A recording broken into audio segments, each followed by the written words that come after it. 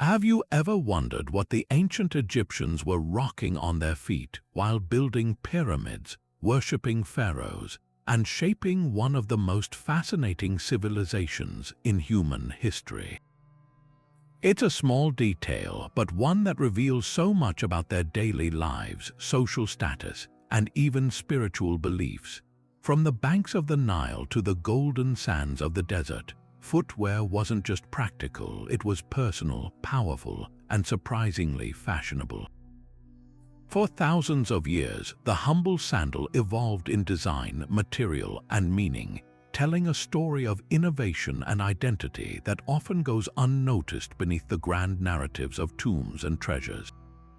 Today, we're stepping back in time to explore that very journey. Picture this: a craftsman along the Nile weaving papyrus into sturdy soles, or a noblewoman slipping into leather sandals dyed with precious pigments. These weren't just accessories, they were statements. Imagine walking through the bustling markets of Thebes or the silent corridors of a temple, each pair of sandals whispering secrets about the wearer's place in society, their occupation, even their connection to the gods. The evolution of Egyptian sandals mirrors the rise and fall of dynasties, the exchange of ideas with neighboring cultures, and the timeless human desire to express who we are through what we wear. It's a story etched not in stone, but in strands of fiber and hide, waiting for us to uncover. So join me as we trace the footsteps of ancient Egypt, from the earliest simple designs to the ornate symbols of power and prestige that captivated an empire. We'll discover how something as everyday as a sandal can open a window into the hearts and minds of people who lived millennia ago, and how their innovations still influence style and craftsmanship today. This isn't just a history lesson, it's an invitation to walk alongside pharaohs, artisans, and everyday people, and see the world through their eyes, one step at a time. Long before the Grand Pyramids pierced the horizon and pharaohs ruled a unified kingdom, the earliest Egyptians were already solving the problems of daily life with remarkable ingenuity. Our story begins in the Pre Dynastic period, a time before written records, stretching back thousands of years before the Common Era. In these ancient communities, the concept of footwear was born from sheer necessity. The environment dictated the design. Under the relentless Egyptian sun, the desert sands could become scorching hot, and the rough, rocky terrain posed a constant threat to bare feet. The solution was as practical as it was clever, crafted from the most abundant material the Nile provided, papyrus. These first sandals were incredibly simple in form but revolutionary in function. Artisans would harvest the tall papyrus reeds that flourished in the marshy banks of the river. They would then painstakingly weave and plait these reeds into a sturdy, flat sole. A single strap, often made from a twisted cord of the same material, was threaded through the woven base and would loop up and over the foots in step, securing the sole in place. This basic thong-style design provided a protective barrier between the foot and the hostile ground. While papyrus was the most common material, evidence suggests palm leaves and other robust grasses were also used in similar ways, showcasing a resourceful adaptation to local flora. We know all of this not from ancient texts, but from the rare and precious archaeological finds that have survived the millennia. One of the most significant discoveries comes from the site of Hierakonpolis, a major pre-dynastic settlement. Here, in the dry, preserving sands, archaeologists have uncovered the faint impressions of these early sandals. In some cases, the actual, miraculously preserved fragments of plaited papyrus footwear have been found, offering a direct, tangible connection to these early innovators. These artifacts are incredibly fragile, which makes their survival all the more extraordinary and tells us that such items were more common than the scant evidence might suggest. This earliest footwear was purely utilitarian. There was no decoration, no indication of social status, and certainly no fashion statement being made. These sandals were tools for survival, designed for protection and nothing more. They were likely worn by those who needed to traverse long distances or work on abrasive surfaces. It's a humbling thought that the mighty Egyptian civilization, which would later become synonymous with gold, grandeur, and god-kings, had such modest beginnings. The simple papyrus sandal is a testament to that foundational practicality, a basic invention that would, over centuries, evolve into something far more complex and meaningful. But as the small villages along the Nile coalesced into a powerful, centralized state, the very purpose of footwear underwent a profound transformation. With the dawn of the Old Kingdom, an era often called the Age of the Pyramids, Egyptian society became highly stratified, and every aspect of life, from one's occupation to one's accessories, reflected a rigid social hierarchy. The humble sandal was swept up in this cultural shift, evolving from a simple tool of protection into a powerful, non-verbal language of power, privilege, and prestige. It was no longer just about protecting the sole of the foot, it was about defining the soul of the wearer. For the elite, the pharaoh, his family, court officials, and high priest, sandals became a crucial part of their regalia. They were crafted from far more luxurious and durable materials than the papyrus of old. The primary material of choice was now leather, specifically from cows or goats, which was supple, long-lasting, and could be finely tooled and decorated. The production process itself was a mark of luxury, requiring specialized tanners and skilled cobblers. These artisans would carefully cut the leather into sophisticated shapes, often with upturned toes, a design that may have had practical benefits for walking on sand, but also added an elegant, distinctive silhouette that set them apart. The soles became thicker and more robust, designed for both comfort and to signify that the wearer was far removed from manual labor. The most telling sign of status, however, was in the adornment. Plain leather was for the merely wealthy, true power was gilded. Pharaohs and the highest-ranking nobles had their sandals embellished with symbols of their authority. Thin sheets of gold leaf were applied to the leather, and precious stones like lapis lazuli, turquoise, and carnelian were inlaid into the straps. These weren't just decorative flourishes, they were deeply symbolic. Gold was considered the flesh of the gods, and by adorning their feet with it, the pharaoh was literally walking divinity on earth. Scenes from tomb walls often showed dignitaries presenting the pharaoh with elaborate sandals as part of a tribute, an act underscoring the sandal's role as an object of state importance. This created a stark visual divide between the classes. While a nobleman strode in gilded leather, the average Egyptian citizen, the farmer or laborer who formed the backbone of the economy, would often have to go entirely barefoot. If they did own footwear, it was a direct descendant of the Pre Dynastic papyrus sandal, functional, undecorated, and quickly worn out by hard use. This contrast is powerfully illustrated in tomb art. Servants and laborers are almost always depicted barefoot, even when carrying the lavish goods for their master's afterlife. Their unshod feet visually cement their lower social standing.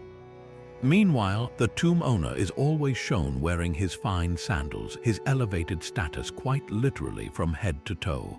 This wasn't just a fashion choice, it was a societal rule. There's evidence that in certain formal contexts or sacred spaces, being shod was a right reserved for the elite. To wear sandals in the court or temple was a privilege granted by rank. This transformation of the sandal from a universal protector to an exclusive symbol tells us so much about Old Kingdom Egypt. It shows a society that had become complex enough to encode its power structures into the most everyday objects. The footprint left in the sand was no longer just an impression. It was a signature, declaring for all to see exactly who had walked there. If the Old Kingdom established the sandal as a symbol of status, then the Middle Kingdom perfected it as an instrument of statecraft and personal expression. This era, often regarded as a classical period of Egyptian art and culture, saw incredible innovation in every craft, and footwear was no exception. The political stability and economic prosperity of the 12th dynasty, in particular, created an environment where artisans could refine their techniques, and a growing class of officials and merchants had the means to commission goods that reflected their newfound influence. The sandal evolved from a simple status marker into a canvas for artistry and a testament to Egypt's expanding world. The most significant shift was in the materials used. While leather had been introduced in the Old Kingdom, its use became widespread and highly specialized during the Middle Kingdom. Tanners developed advanced techniques for curing and working hides, producing leather that was not only more durable but also remarkably supple. Cattle and goat leather were the most common, chosen for their different properties: thicker cowhide for rugged soles and softer goat leather for comfortable, form-fitting uppers. This focus on material quality meant a well-made pair of sandals could last for years, becoming a personal belonging rather than a disposable item. But it was in the design where we see the true leap forward. Middle Kingdom cobblers moved beyond the basic thong strap. They pioneered new styles, most notably the complete upper sandal. These designs featured a more enclosed structure, with straps that wrapped around the heel and crisscrossed over the instep, providing a much more secure and adjustable fit. This was a practical response to a more mobile society, perfect for soldiers on campaign, officials traveling to administer the realm, or traders venturing into Nubia and the Near East. The improved fit meant less slipping and chafing, allowing for longer, more comfortable travel. The decoration of these sandals became extraordinarily sophisticated. Artisans employed intricate weaving and plating methods to create beautiful geometric patterns directly into the leather straps. We also see the first evidence of dyed leather, using natural pigments to add color and flair. A high-ranking individual might own several pairs, sturdy, practical ones for daily wear and exquisitely decorated ones for ceremonial occasions. This variety is brilliantly captured in the tomb paintings at Beni Hassan, a vast burial site for the provincial governors of the Oryx Nome. The scenes at Beni Hassan offer a priceless window into the wardrobes of the Middle Kingdom elite. They depict a stunning array of sandal styles, from simple designs with a single toe strap to elaborate models with intricate latticework covering most of the foot. The attention to detail is remarkable, showing the precise way the straps were tied and how they conformed to the shape of the foot. These weren't generic symbols of status anymore, they were personalized accessories. The variations in style likely indicated everything from a person's specific office to their personal taste, much like the choice of a necktie or a piece of jewelry today. This explosion of style and quality tells a broader story about Middle Kingdom society. A wider segment of the population, including successful scribes, skilled artisans, and prosperous farmers, could now aspire to own finer goods. While the pharaoh and his court still possessed the most magnificent items, the democratization of craftsmanship had begun. The sandal, once a stark divider between the barefoot masses and the shod elite, now reflected a more complex social gradient. Your footwear still announced your place in the world, but now it could also speak to your profession, your success, and your individual identity, setting the stage for its next evolution into an object of profound spiritual significance. But the most profound evolution of the sandal was yet to come, reaching its dazzling zenith during the New Kingdom, an era of unprecedented imperial power and cosmopolitan flair. If the Middle Kingdom was a period of refinement, the New Kingdom was an explosion of opulence and international influence. Egypt was now the superpower of the ancient world, its borders stretching deep into Nubia and reaching across the Near East. With this expansion came a flood of new ideas, exotic materials, and a culture intoxicated with its own wealth and sophistication.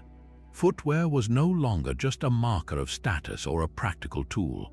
It became a supreme luxury item, a work of art for the feet, designed to proclaim Egypt's dominance and the divine right of its ruler to the entire world. This global exchange introduced a riot of new styles and techniques. From their interactions with cultures in Syria and Mesopotamia, Egyptian artisans adopted and adapted the concept of the curled toe sandal. This distinctive design, where the sole elegantly curled upward at the front, was more than just a fashionable silhouette. It likely had a practical purpose in keeping the foot securely within the sandal while walking. But for the Egyptians, form always followed function with a heavy dose of symbolism. The graceful curl added a dynamic, almost regal sweep to the wearer's stride, making every step a statement of elegance and authority. It became an instant hallmark of New Kingdom high fashion. The true measure of this new luxury, however, was found in the breathtaking treasures entombed with the boy King Tutankhamun. His burial collection included no fewer than 93 pairs of sandals and shoes, each one a masterpiece of craftsmanship. Among them were sumptuous leather sandals embroidered with intricate patterns of daisies and lotus petals, perfectly preserved by the dry desert air.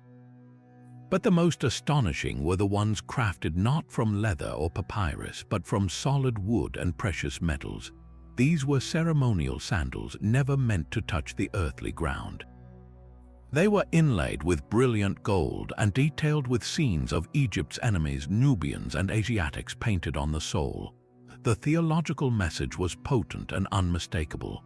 With every symbolic step, the pharaoh would literally trample his foes underfoot, asserting his power even in the afterlife. Perhaps the most ingenious and revealing innovation was the introduction of raised soles. For the first time, we see evidence of a heel lift, a platform that elevated the wearer both physically and socially. This was the ancient precursor to the modern high heel, and its purpose was strikingly similar. It raised the royal figure above his courtiers, making him more imposing and visually dominant in any crowd. Practically, it also lifted his feet above the hot sand of the parade ground or the dusty floors of the palace. This design speaks volumes about the theatricality of New Kingdom court life, where every aspect of the pharaoh's appearance was meticulously curated to inspire awe and reinforce the hierarchy of power. The materials used reached a level of extravagance previously unimaginable. While fine leather remained a staple, it was now routinely dyed in vibrant, expensive colors like deep red and brilliant yellow. Cobblers incorporated exotic materials gained through tribute and trade: ivory from Nubia, ebony from deeper Africa, and even glass, an incredibly rare and valuable substance at the time, which was formed into colorful beads and woven into the straps of the most elite footwear. This wasn't just decoration, it was a walking display of Egypt's vast imperial reach. Each pair of sandals was a map of the empire, woven together from the spoils of conquest and the fruits of diplomacy, adorning the feet of the one who commanded it all. Beyond their role as status symbols and luxury items, sandals were woven into the very spiritual fabric of ancient Egyptian life, carrying meanings that transcended the physical world. In the sacred spaces of temples and the intricate beliefs surrounding the afterlife, footwear was not merely an accessory. It was a powerful ritual object charged with symbolism and governed by strict protocols. The act of wearing or removing a sandal could signify everything from profound respect to a state of divine purity, demonstrating how deeply this everyday item was connected to the cosmos. This connection is most vividly seen in the practices surrounding cleanliness and sacred ground. For the ancient Egyptians, the concept of purity was paramount when approaching the gods. Temples were not just buildings, they were the literal homes of deities on earth, and every inch of their space was considered holy. To enter these hallowed halls, one had to be ritually clean, and this extended to what was on one's feet. The dust and grime of the outside world were seen as pollutants, and the sandals that carried that dust were therefore left at the temple gate. Priests performed their duties barefoot, not as a sign of poverty, but as the ultimate mark of respect and purity. Their unshod feet made direct contact with the pure stone of the temple floor, symbolizing their direct and unadulterated connection to the divine. This practice created a powerful physical and spiritual boundary between the profane world outside and the sacred world within.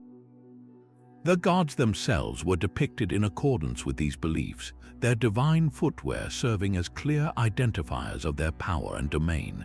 Osiris, the god of the afterlife and resurrection, is almost always shown wearing a very specific style of sandal. His are frequently depicted with upturned toes, much like the royal footwear of the pharaohs, but they are also often pure white.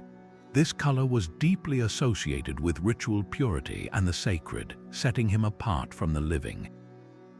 Other deities, like the fierce lioness goddess Sekhmet, might be shown wearing sandals made of materials that reflected their nature, perhaps implying a fearsome, untanned hide. These were not arbitrary artistic choices. They were a visual language that communicated the character and power of the deity to the worshipper. This symbolism extended powerfully into funerary customs and the journey to the afterlife. The Egyptians believed in a literal, perilous journey through the underworld that the soul had to undertake after death. Just as a living person needed sturdy sandals for a long trek, so too did the deceased. This is why we find so many sandals placed in tombs, from the simplest burials to the most elaborate. They were essential grave goods, practical items provided for the soul's arduous voyage. In many spells from the Book of the Dead, the deceased must declare their purity and worthiness before the gods, and part of this declaration could involve affirming that the sandals they wear are clean and justified. The sandal was a tool for spiritual travel, ensuring the soul could navigate the path to the field of reeds without harm.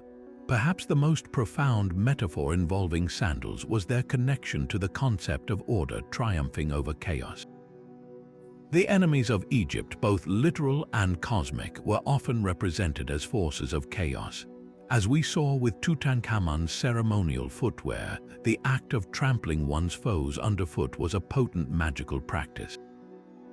By inlaying images of bound captives on the soles of royal sandals, the pharaoh performed a continuous act of domination. Every step he took reinforced Maat, the divine order of the universe, and crushed Isfet, or chaos. This transformed the simple act of walking into a repetitive ritual, a constant reaffirmation of the king's role as the maintainer of cosmic balance. The sandal, therefore, became an instrument of state theology, a silent prayer with every footfall for the continued stability and prosperity of the land.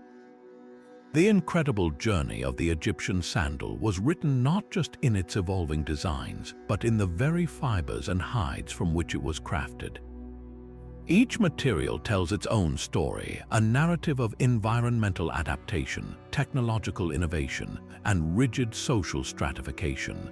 From the humblest marsh reeds to the most dazzling precious metals, the choice of what went on one's feet was a direct and unmistakable declaration of one's place in the world.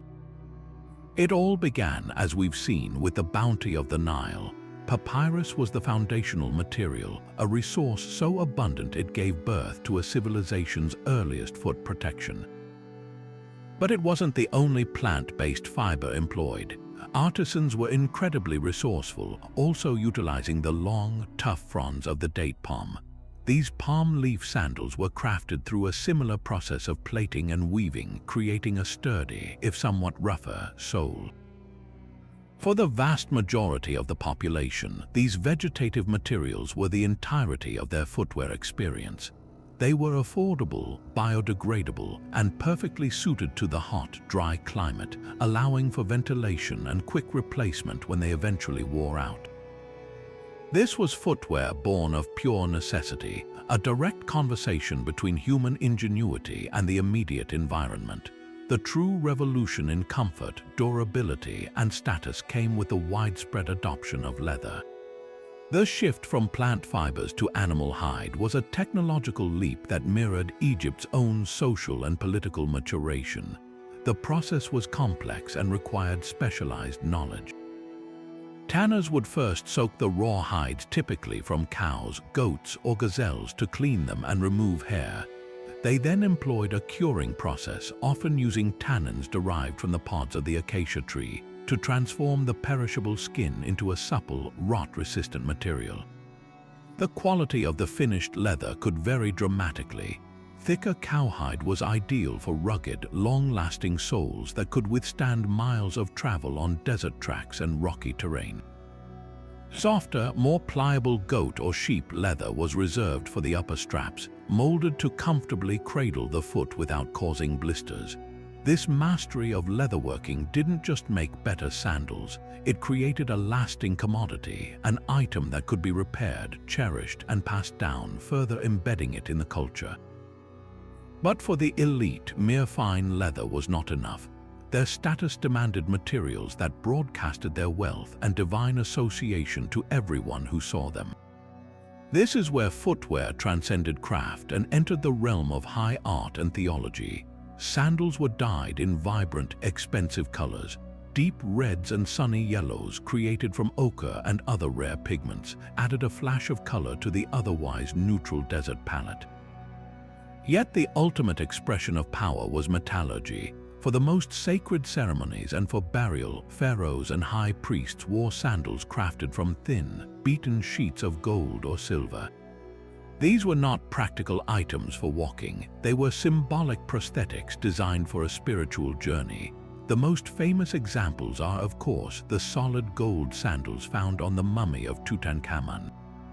They were sized for the boy king in death, their soles engraved with intricate patterns, ensuring he would tread with divine authority in the afterlife. Gold was believed to be the flesh of the gods, imperishable and radiant. By encasing their feet in it, the pharaohs were literally embodying divinity, each step a proclamation of their eternal, supernatural power. This material hierarchy created a stark visual language that every Egyptian could understand. A farmer in the field might go barefoot or wear coarse, frayed papyrus. A skilled artisan or merchant could afford a serviceable pair of undecorated leather sandals for his daily life. A nobleman strolled in sandals of the finest, dyed leather, perhaps with a simple stamped design. But only the pharaoh and his innermost circle could don the metallic, jewel-encrusted masterpieces that were less footwear and more instruments of state. The material of your sandals was a public resume, stating your wealth, your profession, and your proximity to the sun god himself. It was a system where the very ground under your feet, and what you placed between it and your skin, was a constant, quiet reminder of the immense pyramid of power that defined ancient Egyptian life. Moving beyond the materials themselves, the true artistry of the Egyptian sandal reveals itself in the meticulous and evolving craftsmanship of its design. Each change in shape, strap, and sole wasn't merely a stylistic whim. It was a deliberate innovation aimed at improving function, signaling status, and ultimately, transforming the foot into a canvas for personal and political expression. The journey from a simple protective sole to an architectural marvel for the feet is a fascinating study in practical engineering meeting high fashion. The earliest designs were the very definition of simplicity. Imagine a flat, rigid sole cut roughly to the shape of the foot with a single, crucial element, a sturdy post positioned between the first and second toes. A leather or papyrus cord was attached to this post, looped up over the instep, and then tied around the ankle to hold the sole securely in place. This basic thong-style sandal, while effective, offered minimal support and required a certain grip with the toes to keep it from flapping with each step. It was a design born from pure utility, prioritizing basic protection over comfort or security. As Egyptian society grew more sophisticated and mobile, the demand for better footwear grew with it. The single toe post and ankle tie simply weren't enough for soldiers marching across rocky terrain, officials traveling long distances, or nobility wanting a more secure and elegant fit. This necessity sparked a revolution in strap design. Artisans began to experiment with multiple straps, creating a web of support that distributed pressure and cradled the foot. A major breakthrough was the addition of a heel strap. This single innovation, looping around the back of the heel, locked the sandal in place, eliminating the need to constantly grip with the toes and allowing for a more natural, comfortable gait. This evolved into what we might call the classic Egyptian sandal design, a sole with a heel strap connected to a V-shaped arrangement of straps that crossed over the instep and were secured at the ankle. This crisscross pattern was not only highly functional but also became a key aesthetic feature. The number of straps and the complexity of their weaving became a subtle indicator of wealth. A common laborer might have a sandal with two simple straps, while a noble sandal could feature an intricate lattice of fine leather strips that covered much of the foot, offering superior adjustability and a visibly more luxurious appearance. But the innovation didn't stop at the straps. The soles themselves became a focus for both comfort and statement. While the common flat sole persisted for most, we begin to see evidence of contoured designs. Some recovered soles show a slight depression carved into the footprint area, a primitive but effective form of arch support that would have made long periods of standing or walking far less fatiguing. This attention to ergonomics shows a profound understanding of the body's needs. The most dramatic sole development, however, was reserved for the pinnacle of society, the platform sandal. As we glimpsed with New Kingdom royalty, some soles were significantly thickened, not just for insulation from hot ground, but to elevate the wearer literally and figuratively. These were the ancient world's equivalent of high heels, designed to make a pharaoh or queen tower over their subjects, enhancing their aura of majesty and unapproachable power. Every step taken in these elevated sandals was a performance of dominance, a visual reminder of the social hierarchy etched into the very height of their footwear. Finally, the surface of the sandal became a space for storytelling and personalization. For those who could afford it, the plain inner sole was a blank canvas. Artisans tooled intricate patterns into the leather, stamped it with geometric designs, or even inlaid it with softer, contrasting materials for added comfort. The most powerful message, however, was reserved for the bottom of the sole. As seen in Tutankhamun's collection, the undersides were often decorated with imagery of Egypt's vanquished enemies. With every step, the wearer would symbolically tread upon the figures of Nubian archers or Asiatic chieftains. This transformed the sandal from a personal item into a tool of state propaganda, a constant, silent proclamation of the pharaoh's role as the crusher of chaos and the protector of the realm. The evolution of design, therefore, tells a complete story, from protecting the foot from rocks to protecting the kingdom through symbolism, all encoded in the intricate language of leather and weave. This distinction in footwear wasn't simply about fashion. It was a direct reflection of the deeply ingrained gender roles that structured ancient Egyptian society. A man's world was largely one of public action administration, military service, manual labor, and long-distance travel. His sandals were tools built for this purpose, prioritizing durability and function above all else. The designs were robust, often featuring thicker, reinforced soles made from tough cowhide to withstand miles of travel on harsh desert tracks and rocky riverbanks. The straps were wider and more utilitarian, designed for a secure fit during physical exertion rather than for aesthetic appeal. For a soldier, a secure sandal was a matter of life and death, providing stability during combat and on long marches. For a farmer or laborer, it was about protection from the elements and the ability to work long hours without foot injuries. The value of a man's sandal was measured in its longevity and reliability, a silent testament to his role as a provider and protector whose worth was tied to his physical presence and labor in the outside world. In contrast, the ideal sphere for an elite Egyptian woman was the private, domestic realm of the home and family.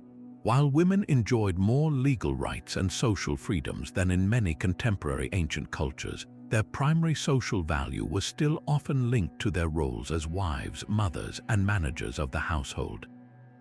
Their footwear, consequently, became a canvas for displaying family wealth, personal status, and aesthetic taste rather than just physical endurance. The soles of women's sandals could be made from the same fine leather as men's, but the focus shifted dramatically to the artistry of the straps. Here, we see a flourish of creativity absent from most utilitarian men's wear. Straps were frequently dyed in vibrant, expensive colors like saffron yellow or ochre red, using pigments that were costly to produce. They were often made narrower and more delicate, sometimes woven into intricate patterns or even adorned with small, sewn-on beads made of faience, glass, or semi-precious stones that would catch the light with every step. This isn't to say all women's sandals were fragile or purely decorative. A woman overseeing a large estate would still need practical footwear for walking through courtyards and gardens. However, even her functional sandals would likely exhibit a level of refinement and decorative detail that marked her class. The difference was one of emphasis and opportunity for expression. A man's sandal announced his occupation and his capacity for work. A woman's sandal, particularly among the elite, announced her family's prestige and her own access to luxury within her designated social sphere. It was a subtle but powerful language of adornment that spoke of a different kind of power, the power of social standing, beauty, and the wealth of the household she managed. These gender distinctions, however, were far from absolute and were primarily a hallmark of the elite. For the vast majority of Egyptians, the common farmers and laborers, such clear divisions likely blurred into irrelevance. A woman working in the fields alongside her husband would have worn the same simple, practical papyrus or palm leaf sandals if she wore any at all. Her daily reality demanded practicality, not decoration. The stark contrast in footwear was a luxury of class, a visual code employed by those who had the means to specialize their attire for different aspects of life. For them, the sandal became one of the many ways the culture visually reinforced the idealized separation of male and female roles, etching the expectations of society onto the very ground they walked upon. The world of ancient Egyptian sandals wasn't just an adult affair. It extended right down to the smallest members of society, offering a tender and fascinating glimpse into family life, cultural values, and the hopes parents held for their children. For the youngest Egyptians, footwear served a purpose that went far beyond mere physical protection. While they did wear practical, miniature versions of adult sandals, these tiny items were also deeply embedded in the spiritual and social rituals that marked the journey from infancy to childhood. Archaeology provides our most intimate window into this world, and no site is more revealing than Deir el-Medina, the village of the royal tomb builders. The dry, preserving environment there has yielded a treasure trove of everyday objects, including several heartbreakingly small, well-worn children's sandals. These artifacts, crafted from plaited papyrus or simple leather, show clear signs of use. The soles are worn thin, the straps are softened and stretched from little feet scrambling and playing. This tells us that children, once they were past infancy, were indeed shod, likely to protect their feet as they began to explore their world beyond the home. The designs were simpler and more robust than adult versions, made for durability and ease of movement, but they faithfully echoed the common styles of the time, complete with toe posts and ankle straps. But the function of these sandals often transcended the everyday. In a world with high infant mortality rates, parents sought every possible means to protect their vulnerable offspring. Footwear became a part of this spiritual armor. There is compelling evidence to suggest that sandals or specific styles of them were used as protective amulets. A small, specially made sandal might be placed in a child's crib or carried as a charm, its purpose symbolic rather than practical. The sandal's form, an object that treads upon the earth, naturally lent itself to a protective symbolism, meant to guide a child's steps safely through the perils of both the physical and supernatural world. This protective role likely extended into important rites of passage. While the exact ceremonies are lost to time, we can make educated guesses based on broader Egyptian practices. The first time a child was formally shod with a pair of sandals may have been a significant family event, marking their transition from a baby who stayed close to home to a child who could now walk confidently out into the community. This act would have been laden with meaning, representing the child's first steps into a broader social identity and their parents' hopes for their safe and successful journey through life. Giving a child their first real sandals was perhaps akin to giving them a key to a new stage of independence. The symbolism is powerfully reinforced by other artifacts from Deir el-Medina and other sites. We find small rings, bracelets, and necklaces that were clearly made for children, often inscribed with the names of protective deities or spells for health. It is not a stretch to imagine that a child's sandals, constantly in contact with the ground and the path ahead, were considered part of this same suite of protective items.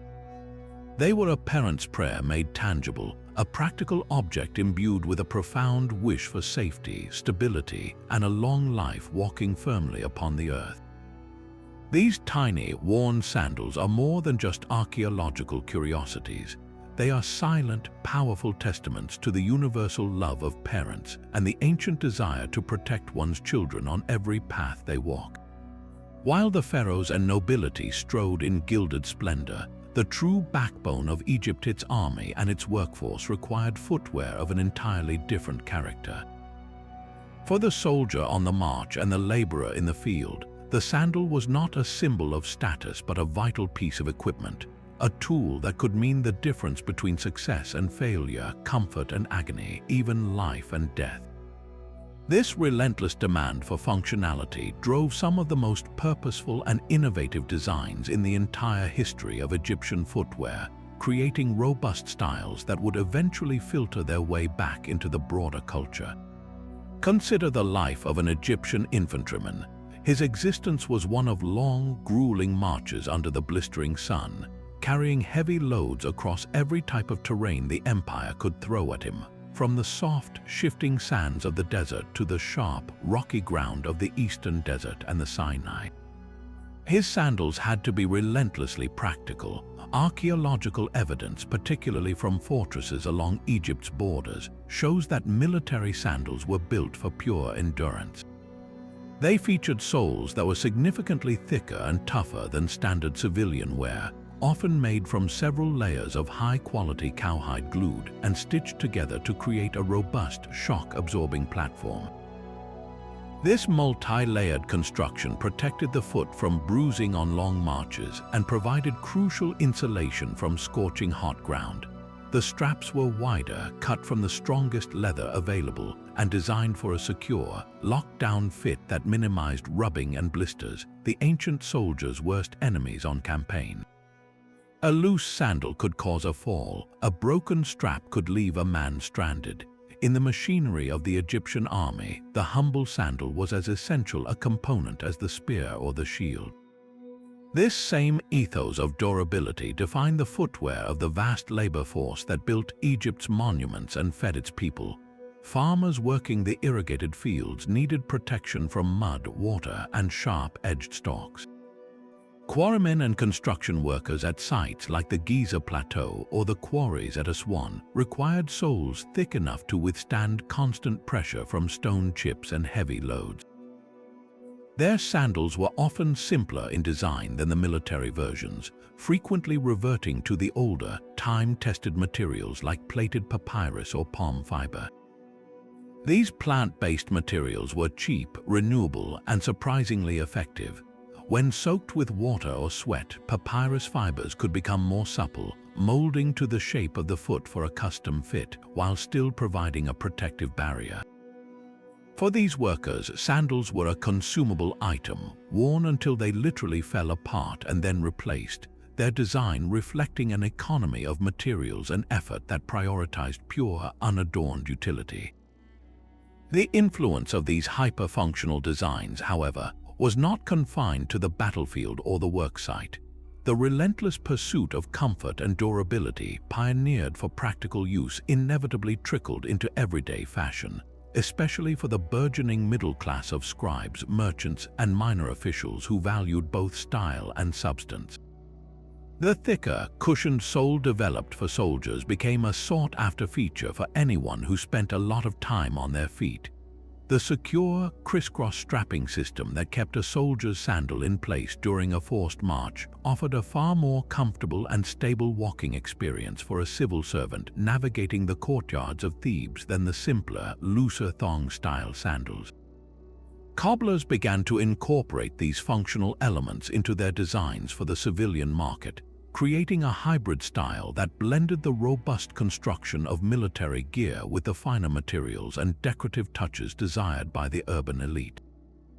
A successful merchant might now order a pair of sandals made from the finest dyed leather, but he would request the same multi-layered sole and ankle-supporting straps used by the army, creating a product that was both fashionable and genuinely comfortable.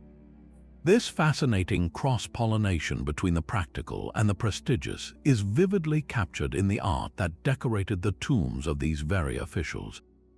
In the tomb of a high-ranking military officer, we might see him depicted in his formal regalia wearing elegant sandals, but in another scene showing him inspecting his troops, both he and his soldiers are shown wearing the same style of stout, functional military sandals, a subtle artistic nod to shared experience and practical leadership.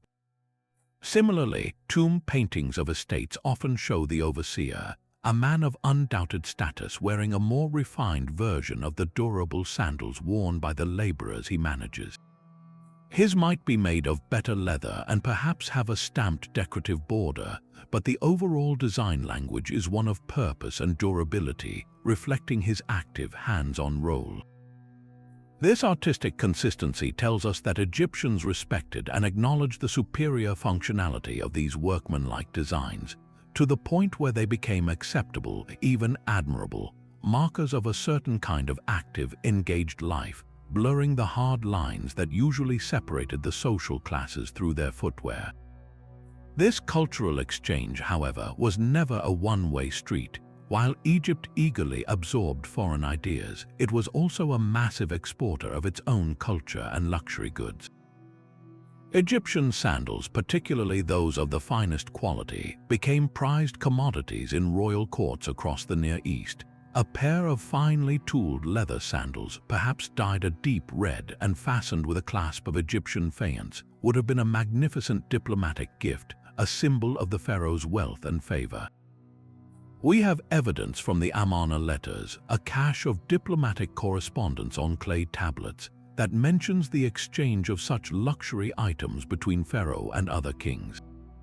A ruler in Mesopotamia or Anatolia might not adopt the entire Egyptian style of dress, but owning and wearing these exquisite sandals was a powerful flex, a clear demonstration of their access to the most coveted goods from the world's most powerful empire. This turned the sandal into a currency of prestige far beyond Egypt's borders. The pathways of this exchange were the ancient world's first great trade networks, long before the Silk Road was a twinkle in a merchant's eye.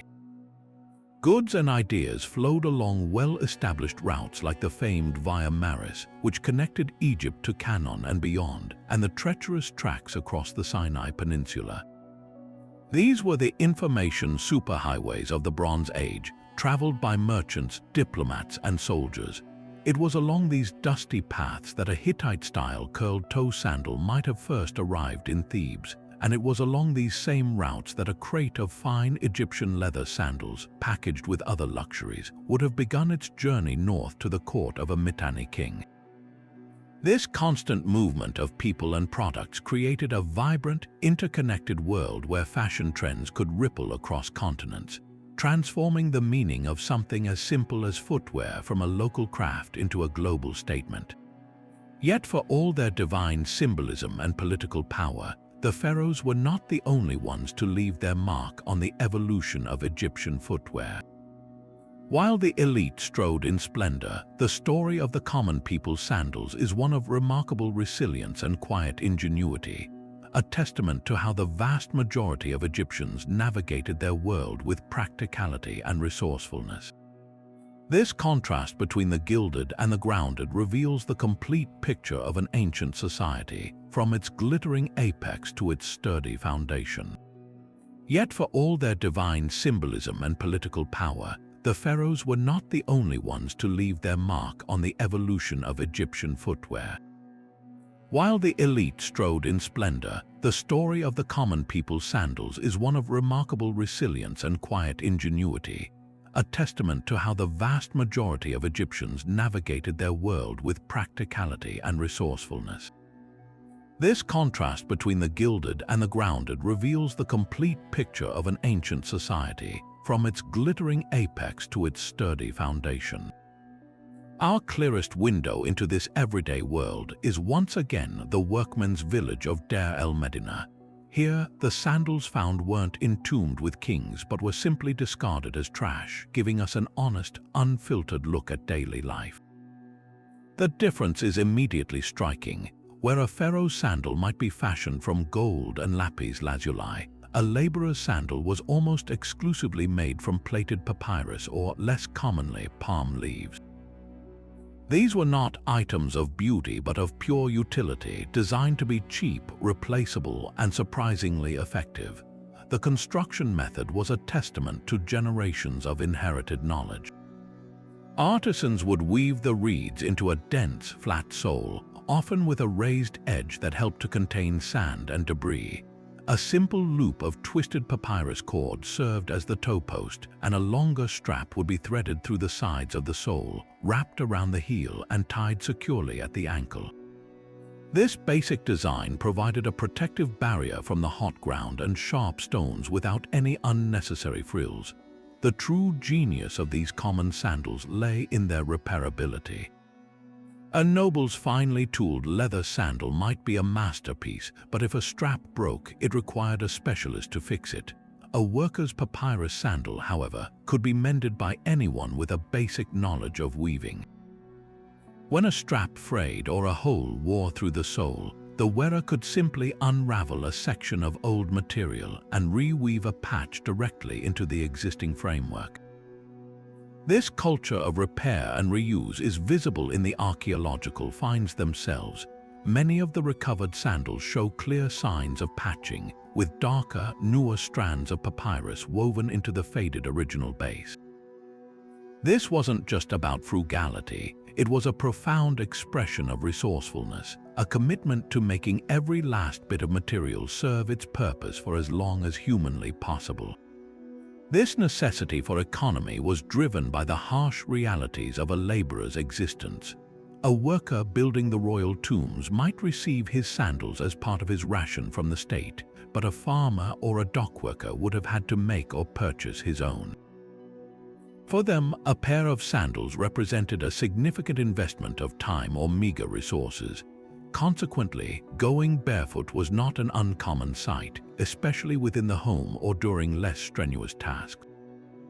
The decision to wear sandals was often a calculated one, reserved for when the work absolutely demanded it, treading on threshing flails in the granary, navigating the rocky terrain of the desert fringes, or handling rough construction materials. In many tomb paintings depicting agricultural scenes, it's the landowner or overseer who is shod, while the laborers toiling in the fields are frequently shown barefoot, a stark visual reminder of who could afford the luxury of constant foot protection. The very feel and sound of these different worlds would have been distinct. The click of a noble's leather sole and the soft rustle of his beaded straps would have announced his approach on a palace's stone floor. In contrast, the common Egyptian moved through the world with the soft, shuffling whisper of woven reeds on dust, a sound that spoke of humility, hard work, and a deep, intimate connection to the Nile itself, the very source of the material that protected their feet. Their sandals carried no images of vanquished enemies, but they were no less powerful. They were a silent, enduring symbol of the perseverance that built the monuments, harvested the food, and truly sustained the glorious civilization of ancient Egypt, one practical, repairable step at a time. To truly understand the profound significance of sandals in ancient Egypt, we must look beyond the artifacts themselves and into the vibrant world of art they left behind. The walls of tombs and the surfaces of statues provide an unparalleled visual record, a gallery of choices where every detail was intentional and loaded with meaning. The way sandals are depicted in these works isn't just a reflection of reality. It's a carefully crafted language of power, purity, and social order, speaking volumes about the values of the society that created them. In the lavish tomb paintings of nobles and officials, footwear is almost always present on the elite, rendered with meticulous care. artists would pay close attention to the patterns woven into the straps, the contrast of colors from dyed leather, and the way the sandals conformed to the shape of the foot. A nobleman might be shown receiving his elaborate sandals from a servant, an act that visually reinforced his elevated status. He was a man so important that even the act of putting on his shoes was worthy of eternal commemoration. These scenes are not simple snapshots of daily life. They are idealized visions of the afterlife where the tomb owner wished to be remembered forever in a state of perfect, wealthy existence. His finely depicted sandals are a crucial part of that fantasy, a permanent declaration that he lived and would continue to live as a person of immense importance. This artistic code extended to how people were shown interacting with their world. In many agricultural or workshop scenes, the tomb owner is depicted as a large, overseeing figure, often standing or seated while impeccably dressed, including his fine sandals. Meanwhile, the laborers toiling below him, the farmers plowing fields, the servants brewing beer are frequently shown barefoot. This stark contrast wasn't necessarily because they never wore footwear, but because their unshod feet were an artistic shorthand for their lower social rank. Their bare feet connected them to the soil and manual labor, while the tomb owner's sandals elevated him literally and figuratively above that gritty reality. The artists were using footwear as a powerful symbol to communicate the rigid hierarchy of Egyptian society in a way every viewer would instantly understand. The rules of this artistic language become even more fascinating when we examine statues and reliefs of the pharaohs and gods. Here, sandals are not just indicators of status but instruments of ideology. A pharaoh is almost never shown without his royal sandals, whether he is depicted smiting his enemies or making an offering to a deity. In these colossal representations, the sandals are often shown as perfectly clean and new despite the context. Even in a battle scene where the king is striding over fallen foes, his footwear remains pristine, a clear signal that this is not a literal record but a symbolic one. The pharaoh, in his divine perfection, is untouchable and unsullied by the chaos he subdues. Perhaps the most telling artistic convention involves the gods and the act of reverence. When a pharaoh or a high priest is shown in the presence of a deity, he is almost always depicted barefoot. This seemingly small detail is one of the most important in all of Egyptian religious art. It signifies ritual purity and humility before the divine. The temple was considered a pure, sacred space, and the dust of the outside world carried on the soles of sandals was a pollutant. By showing the most powerful man in Egypt with bare feet in a god's presence, the artists were communicating a core theological idea. Even the semi-divine pharaoh was subordinate to the true gods and had to approach them in a state of absolute purity. This convention creates a fascinating visual paradox. The sandal, a symbol of earthly power and status, must be removed to acknowledge a higher celestial power. Sculptors carried this symbolic weight into 3 dimensions. A statue intended for a tomb or temple would often have the deceased's sandals carved in exquisite detail, with straps carefully rendered as if they were actually gripping the stone foot. This wasn't merely a demonstration of artistic skill, it was a magical act. The Egyptians believed that a statue could serve as an eternal home for the soul of the deceased. By providing the statue with every item it needed for the afterlife, including a sturdy pair of sandals, the relatives and craftsmen were ensuring the soul would be properly equipped for its journey through eternity. A statue with broken or missing sandals would be as concerning as a person losing their shoes in a dangerous land. It was a potential vulnerability in the afterlife. Therefore, the careful depiction of footwear in art was, in itself, a form of protection, a permanent magical insurance policy for the soul it represented. Behind every pair of these remarkable sandals was a cobbler, a highly skilled artisan whose workshop was a hub of technological innovation. These craftsmen, often working in dedicated quarters within larger estates or in their own shops in towns like Deir el-Medina, employed a sophisticated toolkit to transform raw materials into functional art. Their primary instruments were surprisingly familiar, yet each was perfectly adapted to its task. A sharp, heavy-duty knife was used for the initial rough cutting of leather hides or for slicing papyrus reeds to the correct length. For more precise work, especially in piercing the tough leather-to-thread straps, they relied on awls. These pointed tools, often made of bronze with a wooden handle, were the ancient equivalent of a drill, creating clean holes without tearing the material. A bone or wooden needle, threaded with sinew or strong plant fiber, would then be used to sew pieces together or to attach straps to the sole with remarkably sturdy stitches that have survived for millennia. The techniques these artisans mastered were equally advanced. For papyrus sandals, the process began with soaking the reeds to make them pliable. They were then woven using a technique similar to basketry, creating a dense, mat-like sole. The true technical marvel, however, was in leatherworking. The process was complex and multi-staged. First, a template was likely used, perhaps a traced outline of a foot, to ensure a consistent and accurate shape. The cobbler would then cut the sole from a thick piece of cured hide. Thinner strips were cut for the straps, their width and thickness carefully judged for strength and comfort. The most critical step was joining the strap to the sole.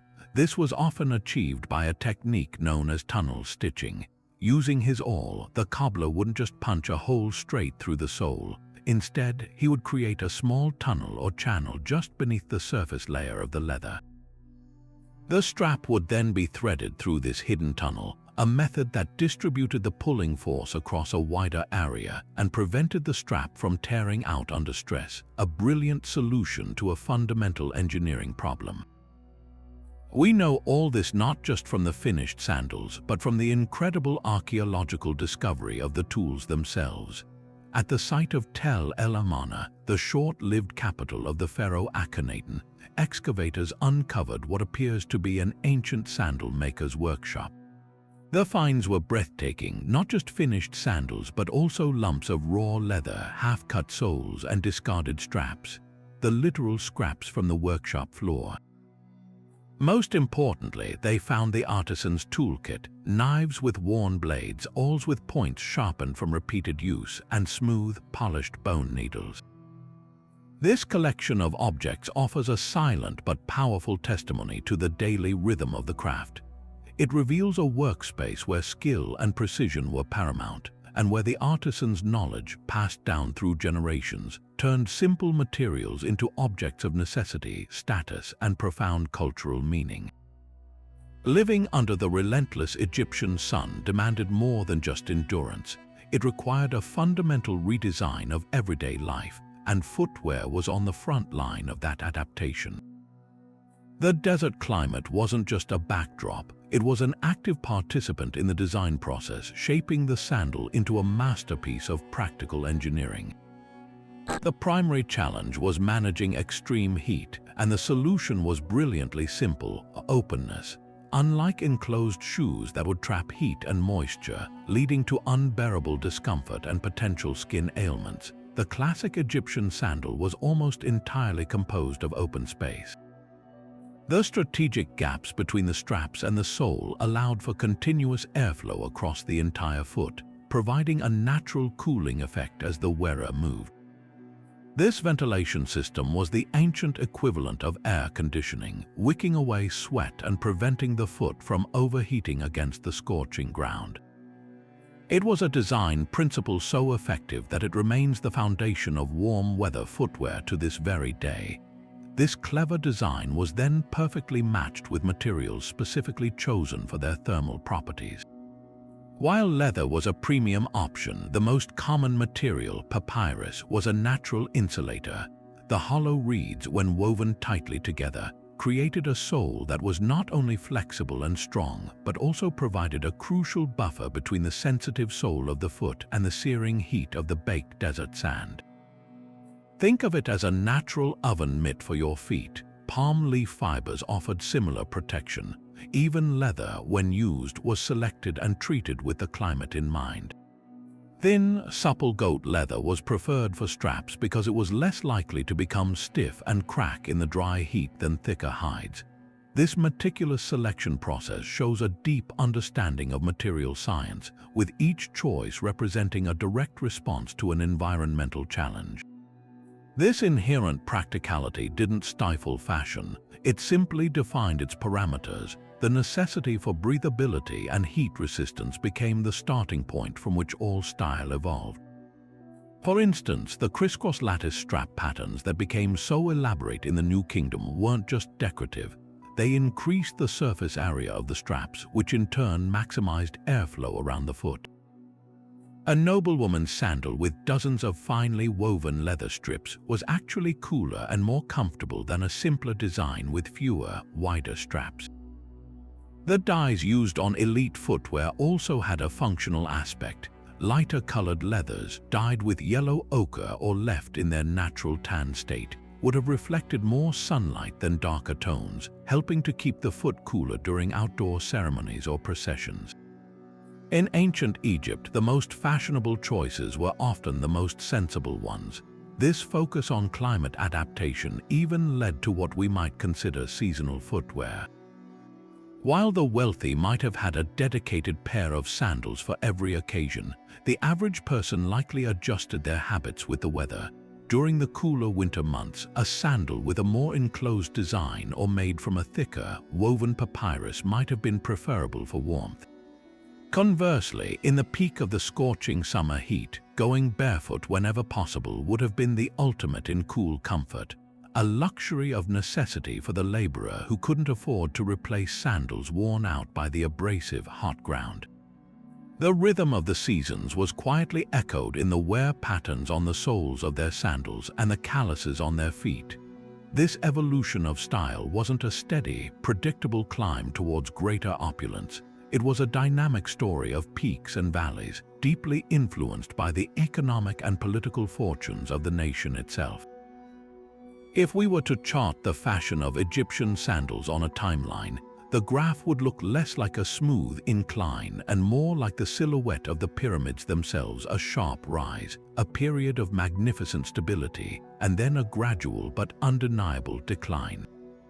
The driving forces behind these shifts were rarely about mere taste. They were the direct consequences of conquest, trade, economic collapse, and foreign influence, each leaving its distinct imprint on what people wore on their feet. Our timeline begins, of course, with that foundational pre-dynastic and early dynastic period, characterized by absolute simplicity. The line on our chart is flat and low, representing the universal use of undecorated, practical papyrus and palm leaf sandals. The driving force here was pure necessity and the limitations of a newly forming society. There was no extravagant court to create demand for luxury goods, and the economy was largely localized and subsistence-based. Footwear was a solution to a physical problem, not a social one. This era established the basic, functional form that would underpin all future designs. Then, with the consolidation of power in the Old Kingdom, the line begins its first significant ascent. As we've seen, the driving force was the creation of a powerful, centralized state with a rigid hierarchy. A thriving economy fueled by agricultural surplus and organized state projects like pyramid building created a wealthy elite with the means to commission luxury items. This new demand spurred artisans to experiment with more durable and prestigious materials like leather. The trend here was towards differentiation, establishing a clear, visual language that separated the elite from the commoner. The sandal became a badge of office, its quality and material directly reflecting the wearer's rank in the meticulously structured world of the age of the pyramids. The Middle Kingdom represents a period of refinement and consolidation on our timeline. The line continues to rise, but at a more measured pace. The driving force was a return to stability and prosperity after a period of disunity. This was a classical era of Egyptian art where craftsmanship reached new heights of sophistication. The trend shifted from simply displaying status to expressing a more nuanced identity. With a growing class of wealthy officials and merchants, sandals became more personalized. We see an explosion of styles, different strap arrangements, decorative techniques like dyed leather and intricate weaving. The trend was towards variety and customization, reflecting a society that was more complex and had a broader elite with diverse tastes and the wealth to express them. The peak of our timeline, the absolute zenith of flamboyance and extravagance, is undoubtedly the New Kingdom. The line shoots upwards dramatically. The driving forces here were imperial conquest and immense, unprecedented wealth flowing into Egypt from its vast empire. Gold from Nubia, exotic goods from the Near East, and tributes from vassal states created a court culture intoxicated with luxury and obsessed with displaying its power. The trends in sandal fashion were directly imported from this new cosmopolitan reality. The curled toe design from Syria, the use of foreign materials like ebony and glass inlays, and the sheer theatricality of gold ceremonial sandals were all products of Egypt's role as an international superpower. The trend was towards ostentatious, globalized luxury, where the sandal was less about foot protection and more about being a mobile display case for the empire's riches. But what goes up must eventually come down. Following the New Kingdom, Egypt entered a long period of decline, fractured by internal strife and increasingly dominated by foreign powers. The Libyans, the Nubians, the Assyrians, and finally the Persians and Greeks. Our fashion line begins a steady and unmistakable descent. The driving force was now loss of sovereignty and economic contraction. The immense royal coffers that funded the workshops of master cobblers were drained or controlled by foreign rulers who had their own traditions. The trend in sandals moved away from uniquely Egyptian styles towards simpler, more generic, and often heavier designs influenced by these new overlords. The intricate latticework and elegant curled toes gave way to more utilitarian forms. While fine sandals were still made, they lacked the inventive, confident flair of the imperial era. The story of the sandal, which had begun with simple papyrus and ascended to the level of divine art, gradually faded. Its unique character slowly absorbed into the broader, homogenized fashions of the ancient Mediterranean world, a quiet echo of a civilization past its glorious peak. Despite the wealth of artifacts and art that have survived the millennia, the story of the Egyptian sandal is far from complete. In fact, some of the most fascinating chapters are the ones that remain entirely blank, filled only with enigmatic questions that continue to puzzle archaeologists and historians today. For every rule we think we understand about their footwear, there exists a strange exception, a bizarre outlier that challenges our assumptions and reminds us just how much of this ancient world is still waiting to be understood. Consider the curious case of the solitary sandal. On several occasions, tombs have been excavated where only a single sandal was buried with the deceased, not a pair. At first glance, this seems like a simple oversight or perhaps the result of ancient grave robbers carelessly discarding one. But when this pattern appears in multiple, otherwise intact burials, it forces us to consider more intriguing possibilities. Was this a deliberate ritual act? In many cultures, the concept of pairing is symbolically powerful. Could offering only one sandal have been a way to symbolically cripple the deceased, preventing their spirit from wandering back into the world of the living? Or was it a superstitious practice, a way to confuse evil spirits or ensure the deceased couldn't complete their journey back, thus protecting the living? Without a written manual explaining these burial rites, we are left to decipher the meaning from these silent, solitary objects, each one a tantalizing clue to a spiritual belief system we can only partially reconstruct. Even more perplexing are the sandals that appear to be pure fantasy, designs that have no parallel in the archaeological record. The tomb walls of the New Kingdom, particularly from the opulent reign of Akhenaten at Amarna, occasionally depict courtiers and royalty wearing what can only be described as avant-garde footwear. We see illustrations of sandals with soles that sweep up into impossibly long, curved points, far more exaggerated than any practical curled toe design found by archaeologists. Other paintings show straps arranged in complex, almost architectural patterns that seem to defy the laws of physics and material strength. Were these merely artistic conventions, the ancient equivalent of a fashion sketch meant to represent an ideal of extravagance rather than a wearable item? Or did these fanciful designs actually exist for a brief, fashionable moment, crafted for a single ceremonial event and then discarded, their fragile materials lost to time? This disconnect between art and artifact creates a frustrating gap, suggesting a world of experimental, high-fashion footwear that we have almost entirely missed. The materials themselves hold another layer of mystery. While we have countless examples of papyrus and leather sandals, ancient texts and art occasionally reference footwear made from more exotic and surprising substances.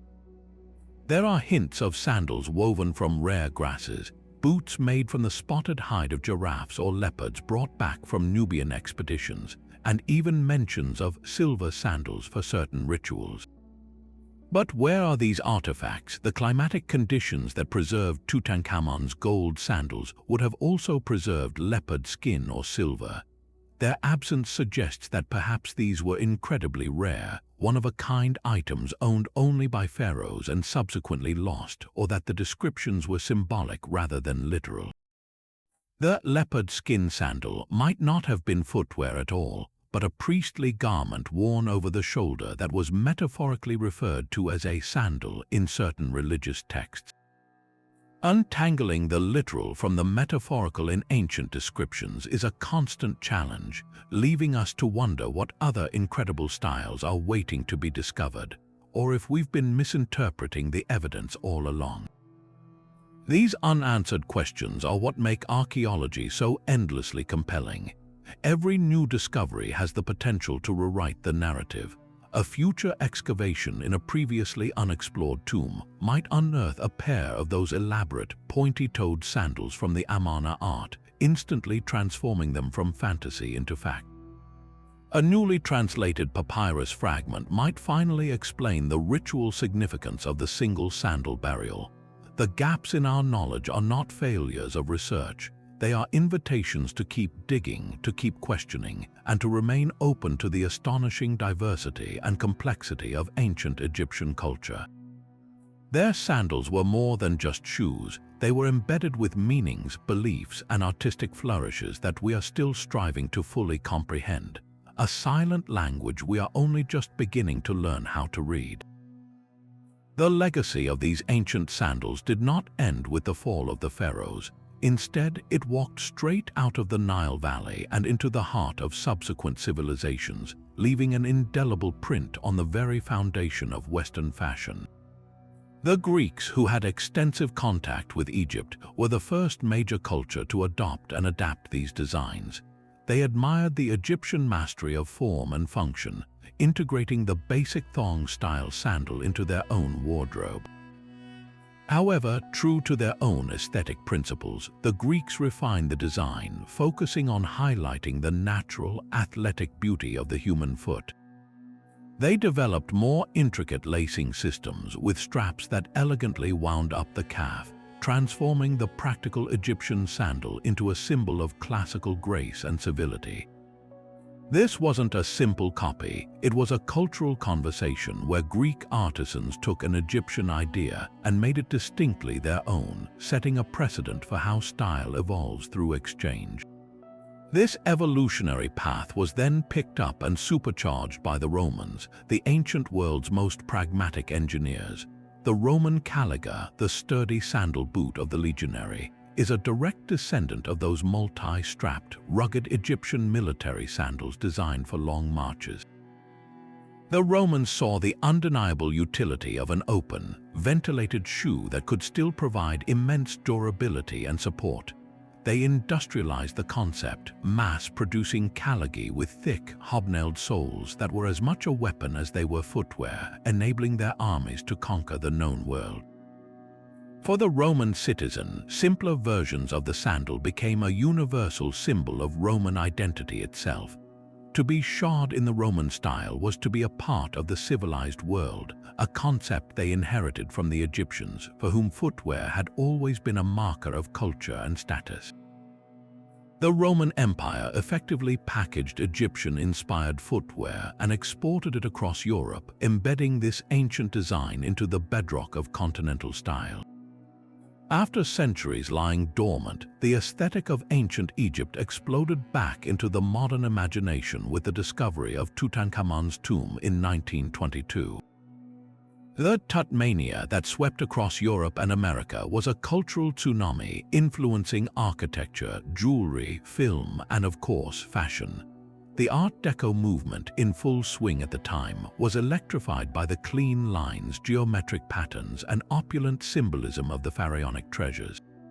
Shoemakers and designers, captivated by the glamour of a lost world, began creating stunning T-strap sandals that evoked the crisscross lattices of New Kingdom designs. These were often adorned with faux hieroglyphic motifs, scarab clasps, and lotus flower patterns, translating ancient beliefs into roaring 20s chic.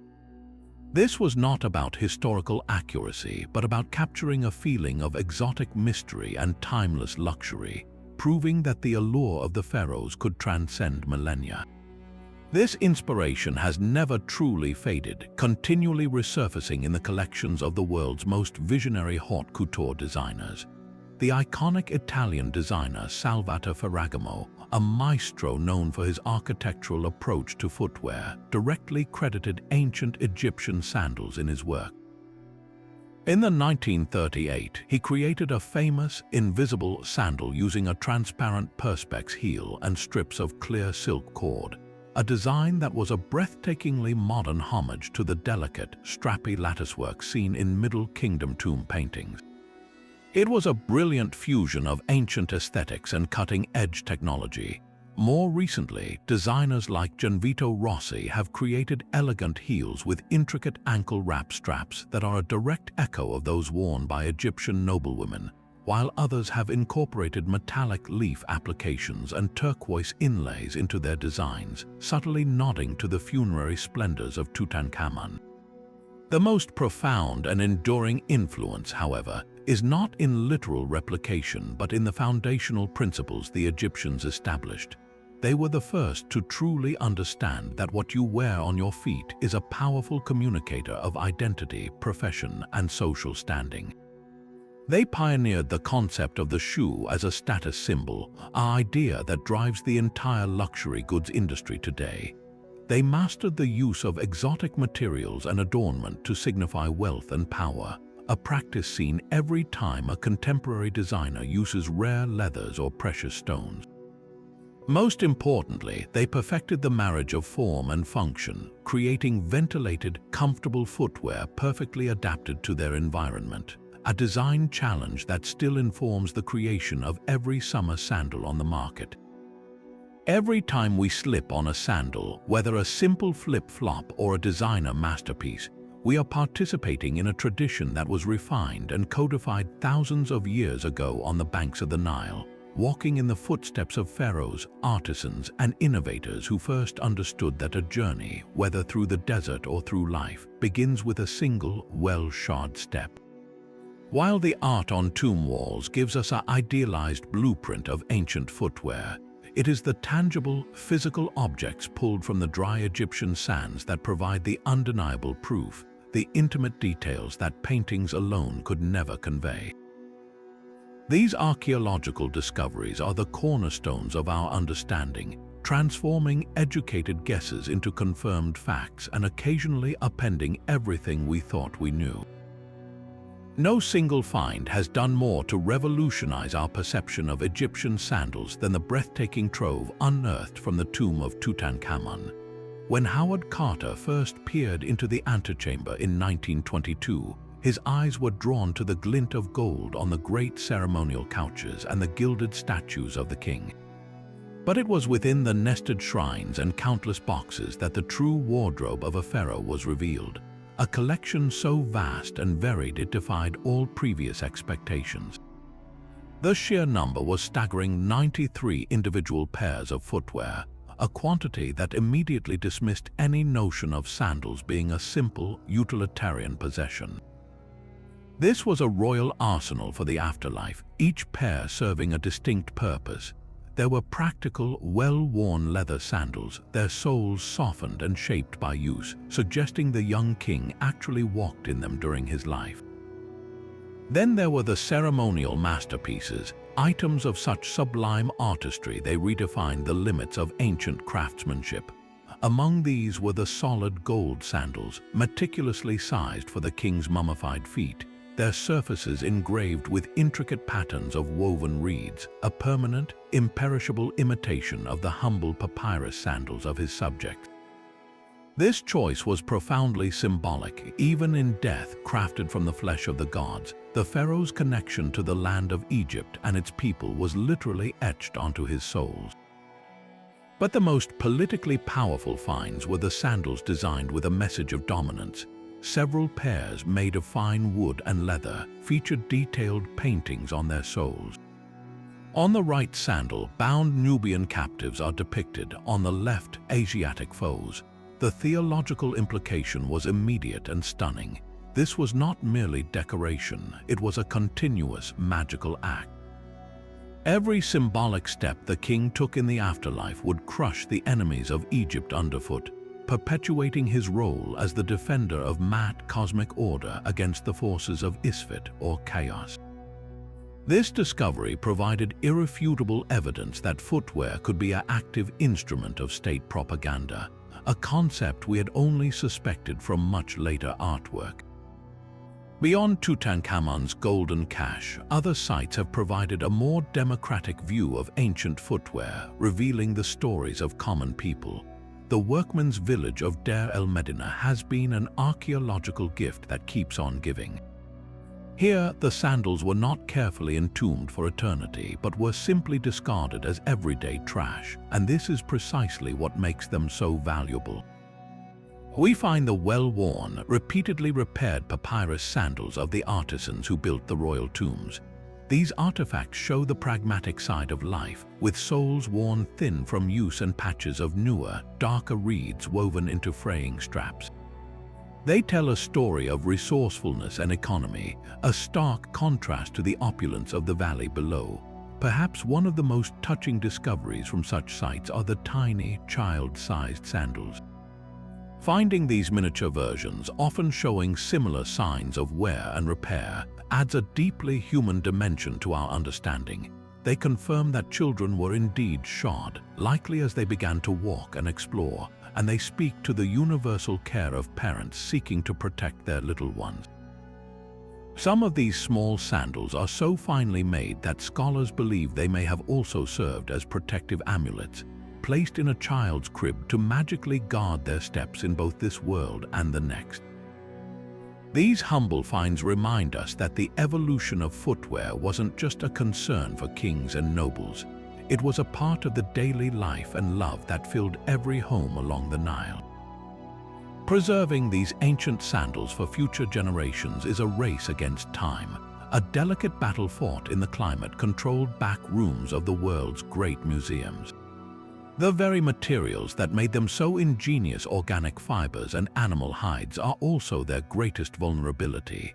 Unlike stone statues or gold jewelry, these items are incredibly fragile, susceptible to the slightest changes in their environment. When a sandal that has survived for 3,000 years is unearthed, its journey is far from over. In many ways, the most critical chapter begins the moment it is exposed to the modern world. The challenge for conservators is immense. How do you stabilize an object that is quite literally turning to dust and ensure it can tell its story for centuries to come? The primary enemies are light, humidity, and oxygen. Prolonged exposure to light, especially the ultraviolet rays in sunlight, causes the molecular structure of papyrus and leather to break down, fading any remaining color and making the fibers brittle. Fluctuations in humidity are equally devastating. Organic materials naturally expand and contract with moisture in the air. In a dry environment like the Egyptian desert, this process is minimal, which is why these objects survived so long in the first place. But in a more humid climate, repeated swelling and drying causes irreversible stress, leading to cracking, warping, and eventual disintegration. Oxygen in the air fuels chemical reactions that weaken the materials from within, a slow, invisible decay that never stops. To combat this, museums employ incredibly precise climate control systems. Sandals and other organic artifacts are stored in rooms kept at a stable, low humidity level, often around 45 to 55%, and a cool, consistent temperature. They are shielded from light, often kept in archival quality boxes made of acid-free materials to prevent any harmful chemical transfer. But the work goes far beyond just creating a perfect environment. Often when these sandals are discovered, they are extremely fragile and may be misshapen after centuries of being compressed in a tomb. Conservators face the painstaking task of cleaning them, fragment by microscopic fragment, using soft brushes, specialized low-suction vacuums, and even tools like porcupine quills to gently remove centuries of abrasive sand and dirt without causing any damage. For the most delicate pieces, more advanced stabilization techniques are required. A crumbling papyrus sandal might be supported from beneath with a custom-made mount made of inert acrylic, providing structural support without putting pressure on the ancient fibers. In some cases, conservators use a process called consolidation, where a tiny amount of a stable synthetic adhesive is applied under a microscope to secure flaking layers of leather or to reattach a fragile strap. This is a testament to the conservator's skill, using 21st century chemistry to save 3,000-year-old craftsmanship. Every decision is reversible in principle, a key tenet of modern conservation, ensuring that future experts with better technology can undo today's work if needed. This meticulous, costly work is about far more than just preserving physical objects. It is about safeguarding an irreplaceable chapter of human history. Each repaired strap and stabilized sole is a victory against oblivion. These sandals are direct, tactile links to the people of ancient Egypt. The wear patterns on a sole tell us about the gait and health of its owner. A repair made with a different type of reed speaks to a culture of resourcefulness and economy. The choice of dye reflects trade networks and aesthetic values. By conserving these artifacts, we are not just saving old shoes, we are protecting the raw data of anthropology, the evidence of daily life that grand monuments and royal inscriptions often overlook.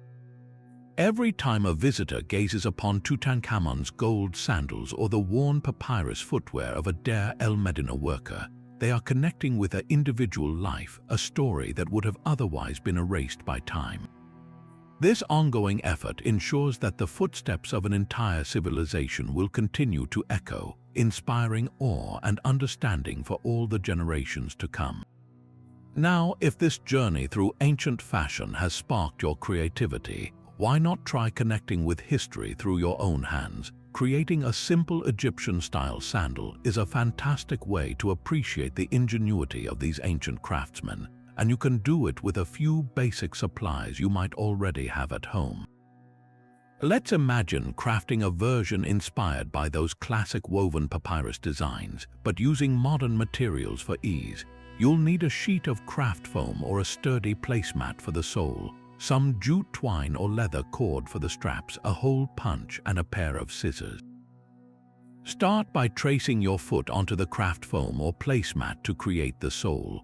Remember those upturned toes we saw on pharaonic sandals? You can curve the front end upward slightly for an authentic touch, just like the artisans of the Old Kingdom.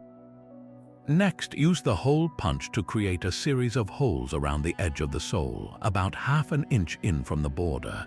This is where your straps will thread through, mimicking the tunnel stitching technique ancient cobblers used to secure everything firmly. Now for the iconic toe post, measure a length of jute twine long enough to create a loop that will fit comfortably between your big toe and second toe, and then reach up and tie around your ankle. Thread each end of this cord up through 2 holes punched side by side at the front of the sole on the inside edge. The classic Egyptian ankle wrap is the next step. Take a much longer piece of cord several feet long and thread it through the holes along the sides of the sole, creating a web that will cradle your foot. Start from the inside of the foot near the toe post and weave the cord in and out of the holes, crossing over the top of your foot's instep before wrapping around your ankle. The beauty of this design is its adjustability. You can pull the straps tighter or looser for a perfect custom fit, just as they did thousands of years ago. Once everything is threaded, carefully tie the cord securely underneath the sole, trim any excess, and your ancient Egyptian sandal is ready for a test walk around your own kingdom. This simple project isn't just a fun craft. It's a tangible link to the past, allowing you to literally walk in the footsteps of history and gain a real appreciation for the blend of simplicity, function, and elegant design that defined this incredible civilization. But beyond their spiritual weight and royal grandeur, the world of Egyptian sandals holds a treasure trove of delightful and downright surprising quirks that reveal a playful, deeply human side to this ancient culture. Perhaps one of the most charming and ingenious discoveries is that of sandals with built-in pockets. Yes, you heard that right. A few rare examples, primarily from the New Kingdom, feature a small, discreet pouch cleverly woven into the strap system or tucked into the layers of the sole itself. This wasn't for carrying coins as we might today, but likely for holding small protective amulets. Imagine a nobleman or official slipping a tiny figurine of Bes, the dwarf god who protected against evil spirits, or a scrap of papyrus inscribed with a protective spell into this hidden compartment. Their footwear became more than just shoes. It was a portable safe, a secret guardian for their journey, blending practical design with personal belief in a wonderfully clever way. The versatility of the sandal extended even further, finding a place in the simple joys of play. Archaeological evidence suggests that children, and perhaps even adults, used old, worn-out sandals in games of skill and chance.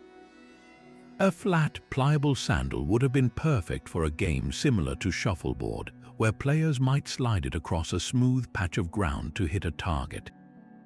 Another possibility is that they were used in a tossing game, much like playing horseshoes, where the goal was to throw the sandal to land around a stake or within a marked circle. These simple pastimes, using an object that was otherwise headed for the trash, speak to a universal human desire for fun and a resourceful mindset that found opportunity for play in the most everyday of objects. When it comes to age, the Egyptian sandal boasts a pedigree that is truly staggering. While the famous, ornate examples from Tutankhamun's tomb are around 3,300 years old, they are relative newcomers in the grand timeline. The current record holder for the oldest known Egyptian sandal was discovered in a cave in the Luxor region and has been radiocarbon dated to approximately 3,500 years before the Common Era. This places its creation around 5,500 years ago, deep in the Pre Dynastic period, long before the first pyramid was even a glimmer in a pharaoh's eye. Crafted from plaited papyrus, its preservation is nothing short of a miracle, offering a breathtakingly direct link to the very dawn of Egyptian civilization and proving that the desire to protect and adorn the foot is a fundamental human impulse with an incredibly ancient history. The surprises even extend to the realm of personal hygiene and comfort in ways that feel remarkably modern. Analysis of the footbeds on several well-preserved leather sandals has revealed distinct, personalized wear patterns. These aren't just generic signs of use, they are the unique impressions of an individual's foot, their weight distribution, and even their gait. In some cases, the impression of the big toe is deeply pronounced, while the outer edge of the heel shows significant abrasion, telling a silent story of how that specific person walked through life thousands of years ago. Furthermore, some of these footbeds show signs of having been lined with a softer material, perhaps a scrap of linen or felt, providing a primitive but effective form of cushioning. This simple act of adding comfort transforms the sandal from a mass-produced object into a personalized belonging, breaking down the millennia and reminding us that the desire for comfortable shoes is a timeless concern that connected an ancient artisan to the nobleman who wore his creation. And so we've walked a mile in their sandals, tracing a journey of thousands of years from the banks of the Nile to the pinnacle of imperial power. We began with the ingenious simplicity of the pre-dynastic era, where the first sandals were born of pure necessity, woven from the humble papyrus reed to protect feet from the scorching desert sands. We saw this practical invention transform in the Old Kingdom into a powerful symbol of social hierarchy, where leather and gold leaf divided the shod elite from the barefoot masses. The Middle Kingdom then refined the sandal into an article of personal expression and statecraft, with cobblers pioneering new styles and artisans weaving intricate patterns into dyed leather, reflecting a society growing more complex and cosmopolitan. This evolution reached its dazzling peak in the New Kingdom, where sandals became breathtaking luxuries and instruments of propaganda, inlaid with jewels and crafted from solid gold to proclaim Egypt's dominance to the world.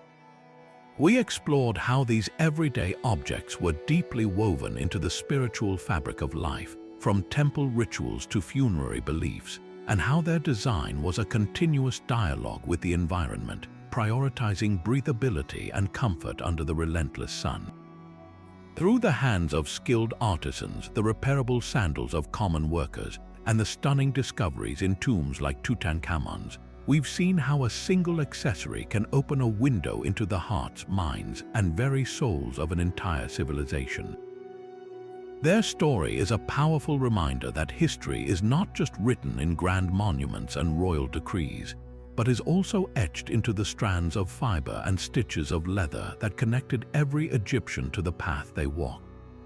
Now I'd love to hear your footsteps in the comments below. If you could slip on a pair of sandals from any era we discussed, which would you choose? Would it be the practical papyrus of a pre-dynastic innovator, the gilded power of a New Kingdom pharaoh, or the stylish, crisscrossed leather of a Middle Kingdom official? Let me know your pick and why, and if you enjoyed this walk through history, be sure to subscribe and hit that bell so you don't miss our next deep dive into the fascinating stories woven into the fabric of our past.